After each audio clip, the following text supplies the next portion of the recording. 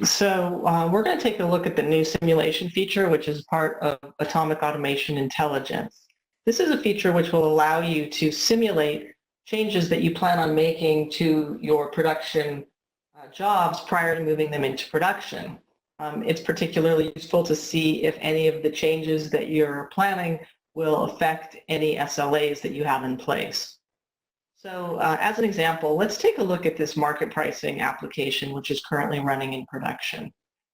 This is an AutoSys job stream, and there's an SLA on this market price 003 job. And in fact, this market pricing application is an intraday application. It runs every 30 minutes. And you can see in this drop-down that there's a run for it all during the day at every 30-minute interval. And typically it starts on the half hour and the hour, and it runs for about 35 minutes or so. And you can see here that this is the SLA. This red dashed line over on the right is the SLA. So on average, it does not currently breach its SLA.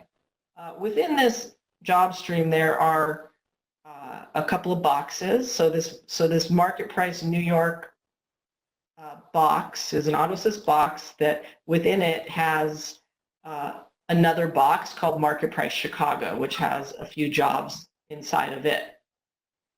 So the plan is the proposed changes to production are to add another box within Market Price New York to do additional processing, which will run at the same time as the Market Price Chicago box, and will be required for the Market Price Los Angeles to complete in order for this successor job to run as well. So what we want to do is simulate those proposed changes without actually making the changes in the scheduler and see if the changes that we're proposing would have any effect on the SLA. So to do that, we can go over to the web user interface, which I will bring up now. And we want to navigate from the context menu to the simulation context, which is what we're currently looking at. And let's say we want to run a new simulation. So when we run a new simulation, the first thing we want to do is select what time we want to simulate. So I'm going to, for purposes of this demonstration, select tomorrow. So today is April 6th. I'm going to select April 7th. At around the same time of day. Now remember, this job stream is running every 30 minutes, so we're going to start it tomorrow at about the same time of day. Then you have an edit field here where you can type in the GIL that you are planning to, the job definitions that you're planning on simulating, or what would be easier would be to load those in from a file. So I'm going to choose to append these GIL contents from a file. And I happen to have my GIL file right here in my file browser. I'll bring it in, and you'll see the actual GIL. This is the GIL that's being proposed to be moved into production. And it's relatively simple. There's a new box that's being proposed to add called Market Price Los Angeles, Market Price LA.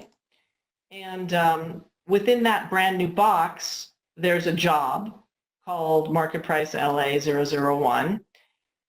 This is all of the GIL exactly as it's proposed to go into production, with one exception, which is that for any new job that's being proposed, you can annotate the job in a comment form with an average duration. And in this case, it's anticipated that this Market Price LA job will run for 15 minutes. So in order for us to simulate what these changes, how these changes are going to affect any existing SLAs, it's important to know how long these jobs are anticipated to run for. So that is up to the user to input the average duration. It's also possible to use this average duration annotation on an existing job if the proposed changes are maybe not changing the structure, but for some reason you'll anticipate that an existing job will run shorter or longer than it currently does. You can modify this average duration even for an existing job and see how that will affect the simulation. So now we've got a new box that we're adding. the box has the same starting conditions as that market price Chicago box that we were looking at earlier. And we also modified the successor to that market price Chicago box.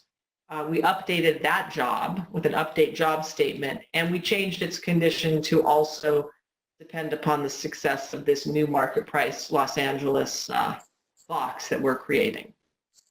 And this JIL file can have other unrelated JIL changes in it as well. So the ones that we care about are the ones we just reviewed. So at this point, I'll click Next on the wizard.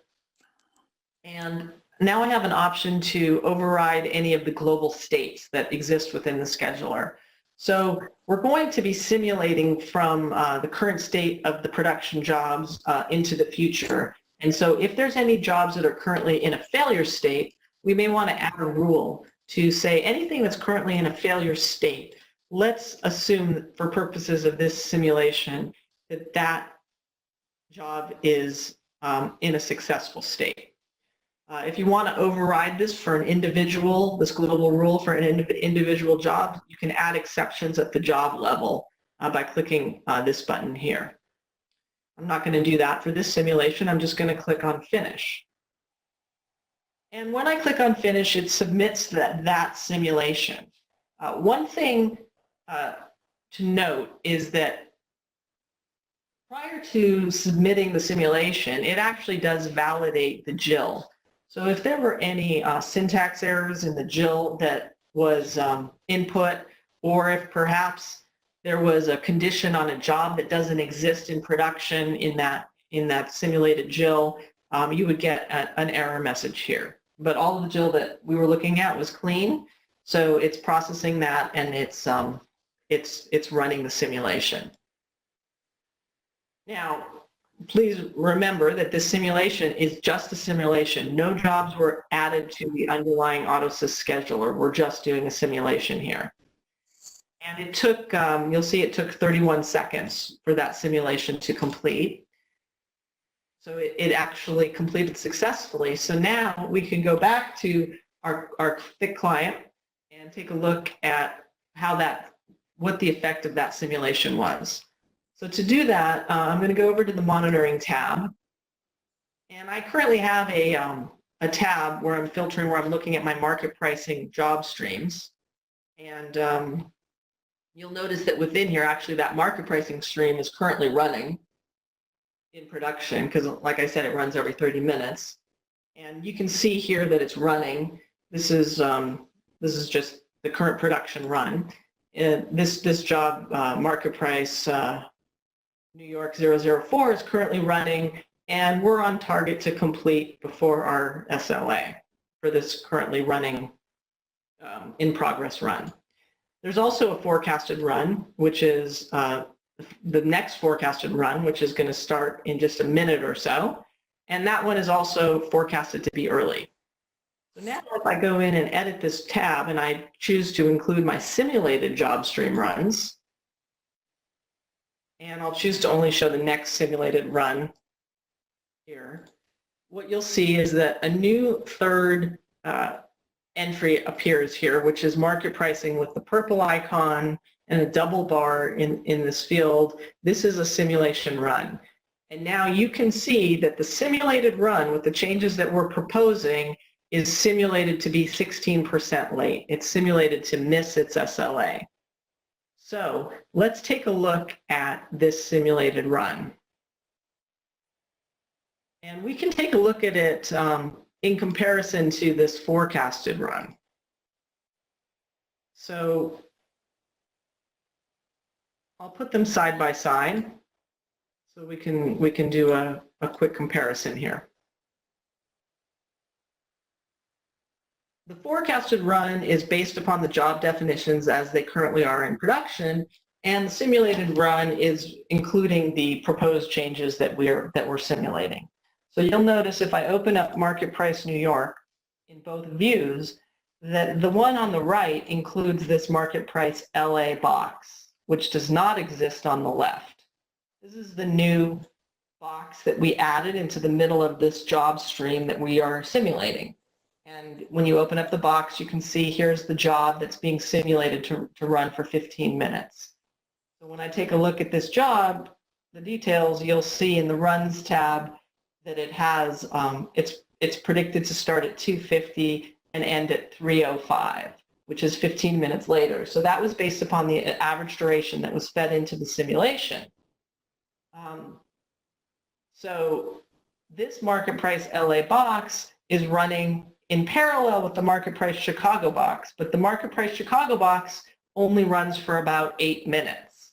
So what you're seeing here is that by inserting this box into the middle of the stream and running it in parallel with market price Chicago, we're actually increasing the duration of the job stream by this 7-minute delta.